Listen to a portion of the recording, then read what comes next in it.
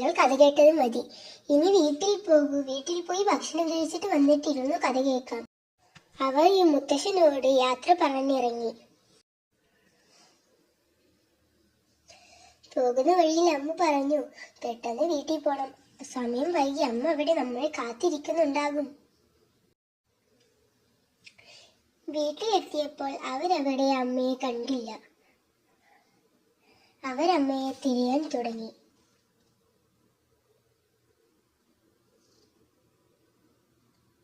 രണ്ടുപേരും രണ്ടു സ്ഥലത്ത് നിന്ന് അമ്മയെ തിരയാൻ തുടങ്ങി. അപ്പു പറഞ്ഞു, ഇവിടെ ഒന്നും അമ്മയില്ല. ഇവിടെ മൊത്തം ഞാൻ നോക്കി. അമ്മ പറഞ്ഞു, ഇവിടെ ഞാൻ നോക്കി, ഇവിടെ അമ്മയില്ല. വെളിയിൽ നോക്കാം. വെളിയിലും അവർ നോക്കി. എവിടെയും അമ്മയെ കാണുന്നില്ല. അമ്മയെ കാണാതായപ്പോൾ അവർക്ക് വിഷമം വന്നു. അമ്മയെ കാണാത്തത് കാരണം അവർ മുത്തശ്ശന്റെ അടുത്തേക്ക് പോയി. അവിടെ ചെന്ന് അപ്പു പറഞ്ഞു, അമ്മയെ വീട്ടിൽ കാണാനില്ല. ഞങ്ങൾ വീട് മൊത്തത്തിൽ നോക്കി, അവിടെ എവിടെയും ഇല്ല.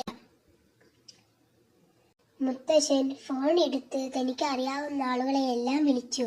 അവിടെയെല്ലാം അന്വേഷിച്ചു. അമ്മ എവിടെയും വന്നിട്ടില്ല. അവർ രണ്ടുപേരും മുത്തശ്ശന്റെ കൂടെ ബെഞ്ചിലിരുന്നു.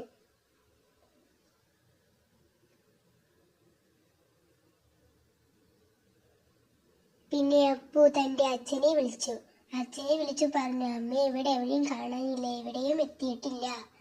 അച്ഛൻ പറഞ്ഞു, പേടിക്കണ്ട, ഞാൻ നാളെ ആകുമ്പോഴേക്കും അങ്ങോട്ട് എത്തിക്കോളാം. നിങ്ങൾ സമാധാനിക്കൂ, അമ്മ എങ്ങോട്ടും പോയിട്ടുണ്ടാവില്ല എന്ന് പറഞ്ഞ് അവരെ അച്ഛൻ ആശ്വസിപ്പിച്ചു. അച്ഛൻ തന്റെ കാറെടുത്ത് നാട്ടിലേക്ക് യാത്ര പുറപ്പെടാൻ തീരുമാനിച്ചു. ദീർഘമായ യാത്രയ്ക്ക് ശേഷം അവരുടെ അച്ഛൻ അവരുടെ നാട്ടിലേക്ക് എത്തി. മുത്തശ്ശൻ പറഞ്ഞു, ഞാൻ ഇവരെ ഭക്ഷണം കഴിക്കാൻ വിട്ടതായിരുന്നു. പിന്നെ ഇവർ തിരിച്ചു വരുന്നു, ഇവരുടെ അമ്മയെ കാണാനില്ല എന്ന് പറഞ്ഞ്. ഇപ്പോൾ നമുക്ക് ഒന്ന് വീട്ടിൽ പോകാം. എന്നിട്ട് നടന്ന കാര്യങ്ങളെല്ലാം എനിക്ക് വിശദമായി പറഞ്ഞു തരണം. അവർ വീട്ടിലേക്ക് പോകാൻ തുടങ്ങി.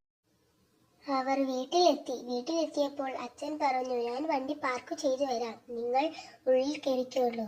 വണ്ടി പാർക്ക് ചെയ്യാൻ പോകുമ്പോൾ അച്ഛൻ പല കാര്യങ്ങളും ആലോചിച്ചു കൊണ്ടിരുന്നു.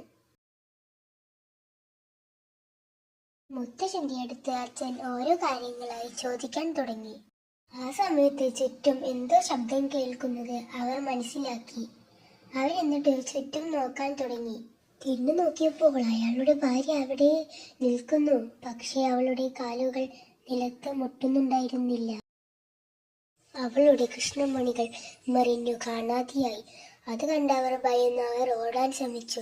എന്നാലും അവൾ അവരെ ഓടാൻ സമ്മതിച്ചില്ല. അവൾ അവരോട് ദേഷ്യപ്പെട്ടു. പിന്നെ അവൾ അവളുടെ വിശ്വരൂപം പുറത്തെടുത്തു. അവർ ഓടിക്കൊണ്ടേയിരിക്കാൻ ശ്രമിച്ചു. പക്ഷേ അവൾ അവരെ ഓടാൻ സമ്മതിച്ചില്ല. ആ പ്രേതം അവിടെ നിന്ന് കാണാതെയായി. അവർ രണ്ടുപേരും ഓട്ടം നിർത്തി ചുറ്റും നോക്കാൻ തുടങ്ങി. അവിടെ എവിടെയും അവളെ കണ്ടില്ല. അവർ സമാധാനിച്ചു.